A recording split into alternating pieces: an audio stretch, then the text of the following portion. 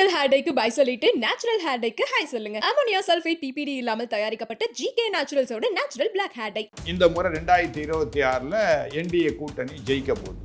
அப்போ இந்த தமிழ்நாடு மாநிலத்தின் முதலமைச்சராக சகோதரன் இபிஎஸ் அவர்கள் உட்கார போகின்றார்.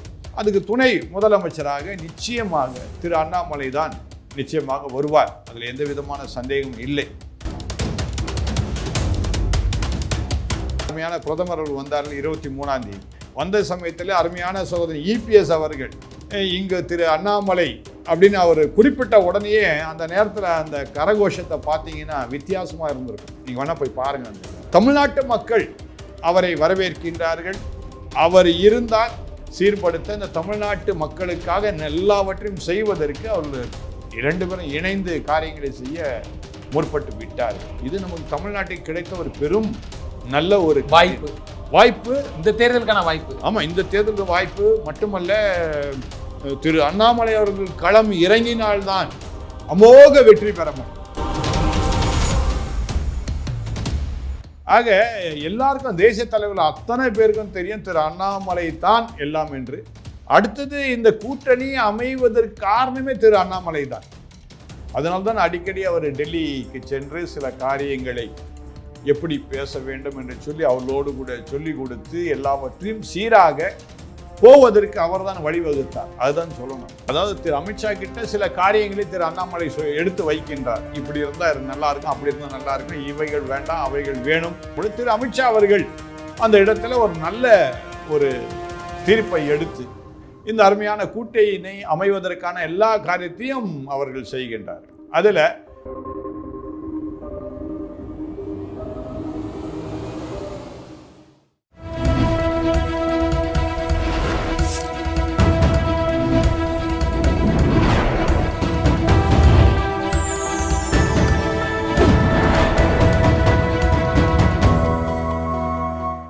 சேனல் 5 தமிழ் நேயர்களுக்கு வணக்கம். இன்றைய நேர்காணலில் நம்மோடு பேச இருப்பது ஆங்கிலிக்கன் திருச்சபையின் RC bishop Gunasekaran Samuel.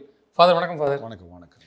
Father, நீங்கள் சொல்லியிருந்தீங்க திரு அண்ணாமலை அவர்கள் இந்த என்டிஏ கூட்டணியில் பாஜக அதிமுக கூட்டணி தலைமையான இந்த சட்டப்பேரவை தேர்தலில் சந்திக்க இருக்கிறாங்க. இதில் துணை முதல்வர் ஆகணும் அப்படிங்கிற மாதிரிலாம் பேசியிருந்தீங்க. அது என்ன ஃபாதர், அது எந்த அளவுக்கு சாத்தியம் அப்படின்னு? அதாவது எல்லாருக்கும் தெரிஞ்ச ஒரு ரகசியம். அதாவது பிஜேபின்ற ஒரு கட்சி இருக்கிறது அப்படின்னு எல்லாருக்கும் தெரியும். ஆனால் தமிழ்நாட்டில் குக்கிராமம், எந்தெந்த கிராமத்துக்கு நம்ம போக முடியாத நிலைக்கு இருக்கின்றோம் அந்த கிராமத்திலாம் பிஜேபி அறிந்து கொண்டாங்க அப்படின்னு சொன்னால் அது அருமையான முன்னாள் பிஜேபியுடைய மாநில தலைவர் திரு அண்ணாமலை அவர்கள் தான். திரு அண்ணாமலையின் மூலமாக பிஜேபி எத்தனையோ சதவீதங்கள் வளர்ந்துருக்கு. அதனால் ஒருவேளை இப்பொழுது மாநில தலைவராக இருக்கின்ற திரு நயினார் நாகேந்திரன் அவர்கள் இருக்கின்றார்கள். அவர்களை நான் எதுவும் குறை சொல்ல நான் விரும்பவில்லை. ஒரு நல்ல மனிதன் கூட, நல்ல மனிதன், எல்லோரோடு கூட நட்பாக இருக்க வேண்டும் என்று விரும்புகின்ற ஒரு நல்ல ஒரு மனிதன், நல்லதுதான். உழைப்பாளி என்று நினைக்கும் பொழுது, உழைத்தவர் என்று சொல்லும் பொழுது அருமையான திரு அண்ணாமலை தான். ஆகவே திரு அண்ணாமலை அவர்கள் இந்த தேர்தலிலே விசேஷமாக நீங்கள் அடுத்த மாதத்தின் இறுதி பகுதியில் ஒருவேளை அவருடைய மற்ற காரியங்கள் என்ன, எப்படி செயல்பட போகின்றார் என்பதை கட்டாயம் நீங்கள் பார்க்க தான் போகிறீங்க. இல்லை, அவருக்கு தேசிய லெவலில் பதவி கொடுக்க போகிறதாக ஒரு தகவல் பரவிட்டு இருக்கு. ஆனால் நீங்கள் சொல்கிறீங்க துணை முதல்வர் அதுக்கு சட்டப்பேரவை தேர்தலில் போட்டியிடணும். திரு டிடி விதினர் அவர்கள் அந்த தேர்தலில் போட்டி போடலன்னு சொல்லிட்டாங்க. திரு அண்ணாமலை அவர்கள் அவங்க ஸ்டாண்டெல்லாம் பார்த்தீங்கன்னா ஒன் போல இருக்கும். ஏன்னா திரு டிடி விதினர் அவர்லாம் இந்த அளவுக்கு ஒரு நெருக்கமானவங்களும் தெரியும். அப்படிங்கும்போது அவர் தேர்தலே போட்டியிட மாட்டேன்ல, வெளிப்படையான சொல்லலை, இல்லை போட்டி போட போறாரா? அதாவது போட்டியிட மாட்டேன்னு எங்கேயா சொன்னாரா? சொல்லவே இல்லை. சரிங்களா? தேசிய அளவுக்கு எப்பொழுதும் அவர் பதவி கொடுத்துருப்பாங்க. எப்போ அந்த தமிழ் மாநில தலைவர் எடுத்தாங்களோ அந்த நேரத்தில் அவர் கொடுத்துருப்பாங்க. கொடுத்ததை அவர் வேண்டாம் என்று சொல்லிவிட்டார். அப்போ அங்கே தான் ஏதோ ட்விஸ்ட் இருக்குங்கிறீங்க? ஆமாம், அவர் ரொம்ப கரெக்டாக இருக்கிறாரு. தமிழ்நாட்டு மக்களுக்கு நான் கடைசி வரைக்கும் உழைக்க வேண்டும். இல்லை, அது அவர் சொல்லிடுறாரு, நான் தமிழ்நாட்டில் தான் இருப்பேன், இந்த இடத்த விட்டு போக மாட்டேன்னு சொல்லிட்டாரு. பாஜக தேசிய தலைமை ஏதோ ஒன்று அந்த இடத்துல வச்சிருக்குதா? இப்போ அதனால அவர் சொல்லிட்டார், அந்த மாதிரி நான் தமிழ் மக்கள் தான் எனக்கு வேணும், தவிர தேசிய அளவில் நான் போக விரும்பலை. அதனால அவர்களும் சரி, அவர் என்ன விருப்பம் கொள்றார் என்பதை பார்த்து அவங்களும் வெயிட் பண்ணிட்டு இருக்கிறாங்க. கட்டாயம் இந்த முறை 2026 என்டிஏ கூட்டணி ஜெயிக்க போகுது. அப்போ இந்த தமிழ்நாடு மாநிலத்தின் முதலமைச்சராக சகோதரன் இபிஎஸ் அவர்கள் உட்கார போகின்றார்கள். சரி, எடப்பாடி பழனிசாமி தான் உட்கார போகிறாங்க. அதுக்கு துணை முதலமைச்சராக நிச்சயமாக திரு அண்ணாமலை தான் நிச்சயமாக வருவார். அதில் எந்த விதமான சந்தேகமும் இல்லை. ஏனென்றால் மக்களும் அவரை தான் விரும்புகின்றார்கள். பாஜகவிலே நீங்கள் பார்த்தீங்கன்னா அருமையான பிரதமர்கள் வந்தார்கள் 23ஆம் தேதி. வந்த சமயத்தில் அருமையான சகோதரன் இபிஎஸ் அவர்கள் இங்கு திரு அண்ணாமலை அப்படின்னு அவர் குறிப்பிட்ட உடனேயே அந்த நேரத்தில் அந்த கரகோஷத்தை பார்த்தீங்கன்னா வித்தியாசமாக இருந்திருக்கும். நீங்கள் வேணால் போய் பாருங்கள் அந்த இதை. ஆக தமிழ்நாட்டு மக்கள் அவரை வரவேற்கின்றார்கள். அவர் இருந்தால் இந்த தமிழ்நாடு மிக சிறந்ததாக இருக்கும் என்று எண்ணுகின்றார்கள். அருமையான இபிஎஸ் அவர்களும் ஒருவேளை எல்லாரும் சொன்னார்கள் இபிஎஸ்க்கும் திரு அண்ணாமலைக்கும் ஒத்துப்போகவில்லை என்று சொல்லி பலவித கருத்துக்களை பேசினார்கள். ஆனால் மக்களுக்காக 2 பேரும் இணைந்து மக்களை சீர்படுத்த இந்த தமிழ்நாட்டு மக்களுக்காக எல்லாவற்றையும் செய்வதற்கு அவர்கள் 2 பேரும் இணைந்து காரியங்களை செய்ய முற்பட்டு விட்டார்கள். ஆகவே இது நமக்கு தமிழ்நாட்டுக்கு கிடைத்த ஒரு பெரும் நல்ல ஒரு வாய்ப்பு இந்த தேர்தலுக்கான வாய்ப்பு. ஆமா, இந்த தேர்தலுக்கு வாய்ப்பு மட்டுமல்ல, திரு அண்ணாமலை அவர்கள் களம் இறங்கினால்தான், சரிங்களா, களம் இறங்கினால்தான் நிச்சயமாக அமோக வெற்றி பெற முடியும். அமோக வெற்றி பெற வேண்டும் என்றால் திரு அண்ணாமலை அவர்கள் களம் இறங்க வேண்டும். இது இந்த சிச்சுவேஷன் உங்களுக்கு தெரியுது, உங்க பார்வையில இதெல்லாம் இருந்தாதான் என்டிஏ கூட்டணி வெற்றி பெறுங்கிறது தெளிவா தெரியுது. மக்களுக்கும் ஒரு ஆசை அண்ணாமலை அவர்கள் வேணுங்கிற மாதிரி எதிர்பார்ப்பு இருக்குதா மாற்றுக்கிறது இல்லை. இது தேசிய தலைமையும் பாஜக அகில இந்திய பாஜக தலைமையும் புரிஞ்சுக்கிட்டுதா இல்ல புரிஞ்சுட்டு தெரிஞ்சுக்கிட்டு தான் இப்போதைக்கு சைலண்டா இருக்கிறாங்க? தெரியாம இல்ல, அவங்கெல்லாம் தேசிய தலைவர்கள்லாம் தெரிஞ்சுதான் வச்சிருக்காங்க. 3 முறை வந்து மீட்டிங் அட்டெண்ட் பண்ணிட்டு பாட்டு போயிட்டாங்க. அதாவது அது மட்டும் இல்ல, திரு அமித்ஷா அவர்கள் வந்த போதும் திரு அண்ணாமலை அவர்கள் பேசும்போது கரகோஷம் எப்படி இருந்தது தெரியும். அதே மாதிரி பிரதமர் அவர்கள் வரும்பொழுது எப்படி இருந்தது தெரியும். அப்புறம் தேசிய தலைவராக இருந்தார் பிஜேபியுடைய தலைவர், அவர் ஒருக்க வரும்பொழுதும் பயங்கரமான கரகோஷம். ஆக எல்லாருக்கும் தேசிய தலைவர்கள் அத்தனை பேருக்கும் தெரியும் திரு அண்ணாமலை தான் எல்லாம் என்று. அடுத்தது இந்த கூட்டணி அமைவதற்கு காரணமே திரு அண்ணாமலை தான். அதனால்தான் அடிக்கடி அவர் டெல்லிக்கு சென்று சில காரியங்களை எப்படி பேச வேண்டும் என்று சொல்லி அவர்களோடு கூட சொல்லி கொடுத்து எல்லாவற்றையும் சீராக போவதற்கு அவர் தான் வழிவகுத்தார். அதுதான் சொல்லணும். கூட்டணி அமைத்ததுக்கான காரணம் திரு அண்ணாமலை அவர்களால், இல்லை அண்ணாமலை அவர்களால் டிடி விதினரன் உள்ள வரப்பட்டார்? அதாவது கூட்டணினால அதானே, யாரெல்லாம் உள்ள வந்தாங்க காரணம் யாரு? திரு அண்ணாமலை தான். ஆனா அதை வேற மாதிரில பேசுறாங்க. அண்ணாமலை தான் பிரிச்சு விட்டது, கூட்டு வான் பண்ணி அமைச்சர் அமித்ஷா அவர்களால் சேர்க்கப்பட்டதான், வேற வழி இல்லாம திரு இல்ல அப்படிலாம் கிடையாது. அதாவது திரு அமித்ஷா கிட்ட சில காரியங்களை திரு அண்ணாமலை எடுத்து வைக்கின்றார். இப்படி இருந்தா நல்லா இருக்கும், அப்படி இருந்தா நல்லா இருக்கும், இவைகள் வேண்டாம் அவைகள் வேணும் என்கின்ற காரியங்கள் எடுத்து உரைக்கும் பொழுது திரு அமித்ஷா அவர்கள் அந்த இடத்துல ஒரு நல்ல ஒரு தீர்ப்பை எடுத்து இந்த அருமையான கூட்டணி அமைவதற்கான எல்லா காரியத்தையும் அவர்கள் செய்கின்றார்கள். அதில் திரு நயினார் நாகேந்திரனும் ஒத்துழைத்தார்கள் என்று கட்டாயம் நான் சொல்ல முடியும். நிச்சயமா ஃபாதர், நீங்க சொன்ன மாதிரி திரு அண்ணாமலை அவர்கள் வரணும், வந்தால் இது இன்னும் பிரம்மாண்ட ஒரு வெற்றி கூட்டணியா மாறும் அப்படிங்கிற மாதிரி நிச்சயமா. ஆனா திரு பல்வேறு விமர்சனங்கள் குற்றச்சாட்டுகள் திரு அண்ணாமலை மேல வைக்கிறாங்க. ஒரு தரப்பு பாஜகக்குள்ளே இருக்குன்னு சொல்றாங்க. இதையும் நீங்க பேசிருந்தீங்க, அண்ணாமலைக்கு பிடிக்காதவர்களும் உள்ள இருக்கிறாங்க. இப்ப கூட்டணி அலைன்ஸ் எல்லாம் வரும்போது, தேர்தல் வரும்போது என்ன பிரச்சனை வரும், என்ன கூத்து நடக்குன்னு எல்லாத்துக்குமே தெரியும். ஒரு அணி இருக்குன்னா தோல்வி அடைவதற்கு காரணம் கூட இருக்கவங்க தான். இந்த பாயிண்ட கரெக்டா புடிச்சிட்டீங்க. கூட இருக்கவங்க தான் என்னைக்குமே. இப்போ எனக்கு ஒரு வேளை அந்த இடத்துல வாய்ப்பு தருவாங்களா அந்த தேர்தலில் அப்படின்னு சொல்லி நான் நினைத்தால் யார் தான் எனக்கு எதிரியா இருப்பான்னா பிஜேபியில் உள்ளவங்க எனக்கு எதிரியாக இருப்பாங்க. வெளியாட்களில் நீங்கள் உங்கள் கமெண்ட்லாம் போய் பாருங்கள், உங்கள் சேனலில் இருக்க கமெண்ட்டில் நான் பேசுகின்ற எல்லா கமெண்ட்டை போய் பார்த்தீங்கன்னா மக்கள் நிறைய பேர் என்ன வரவேற்பு கொடுக்குறாங்க. நீங்கள் ஏன் இருக்கக்கூடாது, சட்டசபை தேர்தலில் நிற்கக்கூடாது, நீங்கள் வந்தால் நல்லா இருக்குமே, நீங்கள் வாங்கலை அப்படின்னு சொல்லி கூப்பிட்றாங்க. நான் இல்லைன்னு சொல்லலை. ஆனால் இதற்கு யார் தான் எதிர்ப்பு தெரிவிப்பா? மறுபடியும் பிஜேபியிலே உள்ளவர்கள் தான் எதிர்ப்பு தெரிவிப்பார். இதுக்கு ஒரு உதாரணத்தை நான் சொல்ல. இப்போ அருமையான பிரதமர் அவர்கள் வந்தார்கள், நீங்களும் அங்கே பார்த்துருப்பீங்க அந்த காட்சியெல்லாம். அங்கே ஏதோ ஒரு பேராயர் ஒருவர் அங்கே வந்து உட்கார்றார். அந்த பேராயருக்கும் பிஜேபிக்கு என்ன சம்பந்தம்? பிஜேபிக்கு அந்த பேராயருக்கு என்ன சம்பந்தம்? இந்த மாதிரி உடை அணிந்து கொண்டு ஒருத்தரங்க உட்கார்ந்து இருக்கிறார். அவர் உண்மையாகவே பேராயர் தானா அப்படின்னு முதலாவது நம்ம எடுத்து வைக்கணும். அடுத்து அவருக்கு அங்க என்ன வேலை? என்றைக்காவது பிஜேபி குறித்து ஏதாவது பேசியிருப்பாரா? எங்கேயாவது பிஜேபிக்காக ஏதாவது செய்திருப்பாரா? இது வரைக்கும் நான் கடந்த 4 வருடங்களாக பிஜேபிக்காக நான் ஆதரவு கொடுத்து கொண்டிருக்கின்றேன். சரியா? எனக்கு அழைப்பு அங்கே வரவில்லை. யாரோ ஒருத்தர் அங்கே போய் உட்கார்ந்து இருக்கிறார். நான் போகணும்னு சொல்ல விரும்பலை.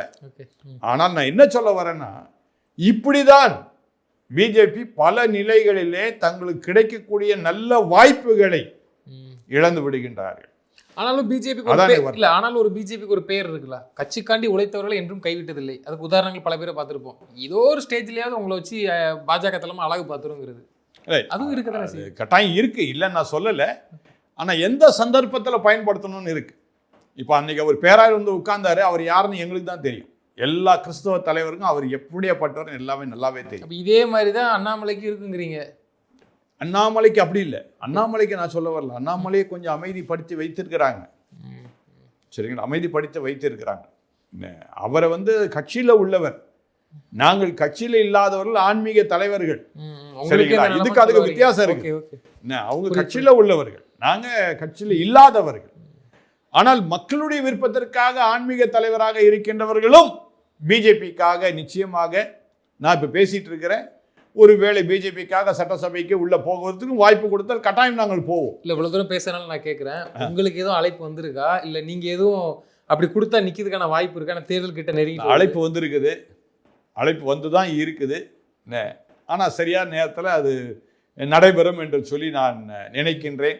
அப்படி ஒருவேளை அந்த வாய்ப்பு இல்லாவிட்டாலும் அதற்காக நான் கவலைப்படவே. இப்படி தான் தொடர்ந்து இதே நிலையில் தான் நான் இருப்பேன். எந்த வகையிலும் நான் பிஜேபியுடைய ஆதரவு விட்டு நான் வெளியே போகவே மாட்டேன். நிச்சயமாக என்றைக்கும் அவர்கள் ஆதரவு கொடுத்து கொண்டு தான் இருப்பேன். அதில் எந்த விதமான மாறுதலும் கிடையாது.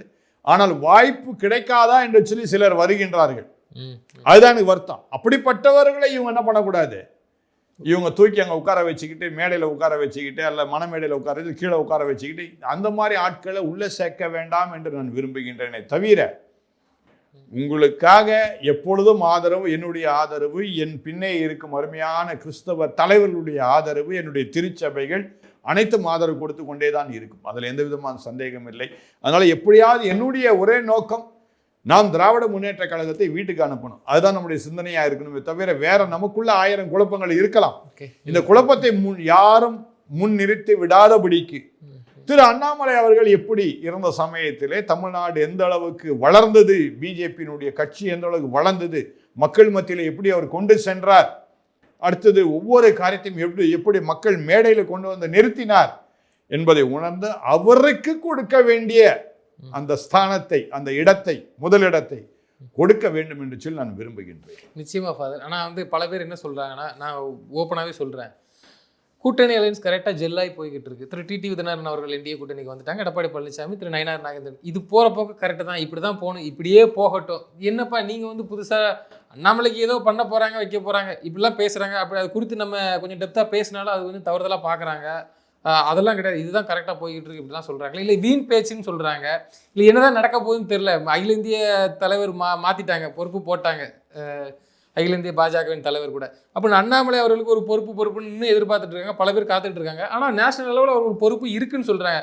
ஆனால் இந்த இடத்துல பிஜேபி ஏதோ ஒன்று சைலண்டாக பண்ணுதுங்கிறது தெரிய வருது. நீங்கள் சொல்கிறீங்க அவர் தாங்க துணை முதல்வர், அது கொடுத்தாதான் அது எப்படி மக்கள் ஏற்றுக்கிறது, எப்படி புரிஞ்சுக்கிறதுங்கிறது இன்னி வரைக்கும் தெரியலையே அவருக்கு. அதுதான் நான் சொல்கிறேன், இன்னும் நமக்கு வந்து தேர்தல் நமக்கு நாள் அறிவிக்கவில்லை. ஆனால் கண்டிப்பாக இருக்கு என்டிஏ கூட்டணியில் இன்னும் சில கட்சிகள் வந்து சேர போகின்றது, அது ஒன்று இருக்கின்றது. ஆக இந்த கூட்டணியெல்லாம் முழுமையாக அமைந்த பிற்பாடு, தேர்தல் அறிவித்த பிற்பாடு களம் இறங்கும் போது நீங்கள் பார்ப்பீங்க, நிச்சயமா திரு அண்ணாமலை அவர்களை துணை முதலமைச்சராக கட்டாயம் கொண்டு வருவார்கள். ஏனென்றால் இன்றைக்கு பிஜேபியுடைய நல்ல தலைமை உள்ளவர் தமிழ்நாட்டில் யார் என்றால் திரு அண்ணாமலை தான். அதில் எந்த விதமான மாற்று கருத்தே கிடையாது. எத்தனையோ பேர் இருந்தாங்க, தலைவர்களாக இருந்தாங்க, நான் யாரையும் குறை சொல்ல விரும்பவில்லை.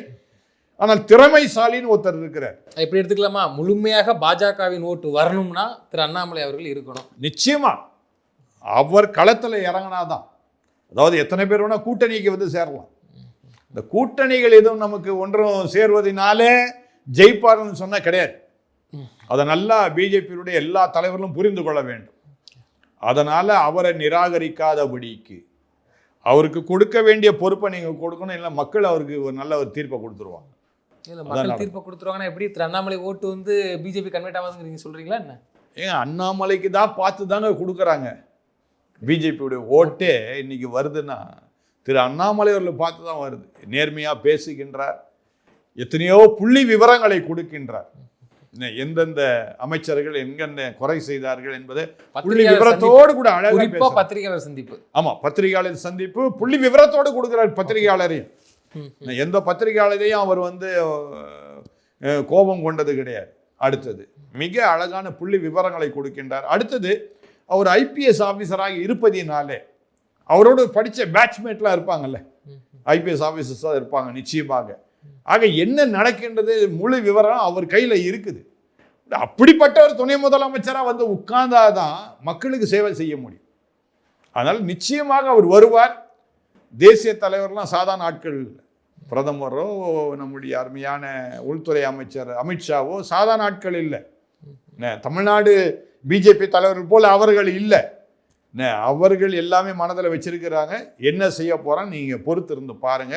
நிச்சயமாக அவர் துணை அமைச்சராக, நிச்சயமா முதலமைச்சராக வருவார், துணை முதலமைச்சராக வருவார். நிச்சயமா ஃபாதர், இந்த தேர்தலுக்கு உங்களுடைய பிரச்சாரமானது எப்படி எதிர்பார்க்கலாம் நாங்க? ஏன்னா தொடர்ந்து பாஜகவுக்கு ஒரு கிறிஸ்தவ பாதிரியாரா நீங்க வெளிப்படையா ஆதரவு தெரிவிச்சிட்டு நிச்சயமா ஒவ்வொரு தொகுதியாக கட்டாயம் அத்தனை தொகுதியும் என்னால் முடிந்த வரைக்கும் சந்தித்து பிஜேபிக்காக ஆதரவை நான் கட்டாயம் திரட்டுவேன். கிறிஸ்தவ மக்கள் விசேஷமாக பிஜேபி பக்கம் வருவதற்கு நான் உறுதுணையாக நான் இருப்பேன். உங்களுக்கு எந்த எதிர்ப்பும் எதுவும் பிரச்சனை எதுவுமே வராது? ஒன்றும் வராதுங்க, சொல்ற விதம் தான். நிச்சயமா ஃபாதர், தொடர்ந்து தங்களது கருத்துக்களை பயணமைக்கு நன்றி. மிக்க நன்றிங்க.